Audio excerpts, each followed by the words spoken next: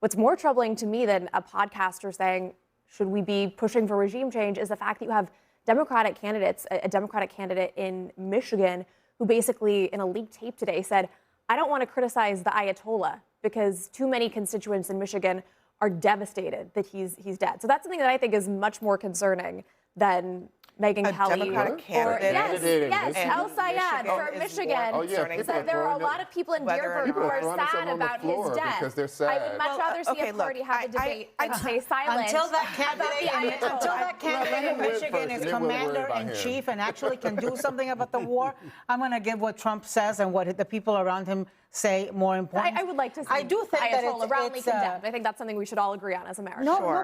nobody's ever not condemned the Ayatollah. Abdul al-Sayed is a Democrat in Michigan running for U.S. Senate, and the Washington Free Beacon recently broke the story that he is anxious about condemning the Ayatollah because plenty of people in Dearborn, which is the largest concentration of Muslim population in the United States, are sad about his death. This is, of course, a twofold issue. On the one hand, we should be concerned that a candidate for U.S. Senate is unwilling to condemn a dictator in the Middle East. But then, on the other hand, there's also a large population of people in the United States that remain supportive of the Iranian regime. And in what world is it appropriate that a potential U.S. senator feels beholden to people that do not support American interests abroad? And as we saw in this video, the CNN panel lost their minds and thought it was crazy to criticize el-Sayed for not wanting to alienate some of these people in Dearborn. And in typical Democrat fashion, we can't criticize other Democrats unless they're president. And we've heard them say this a lot recently, especially when someone from their base makes a mistake like this one. At the end of the day, it should not be difficult to condemn a dictator, but as we've seen, Democrats continue to struggle with that.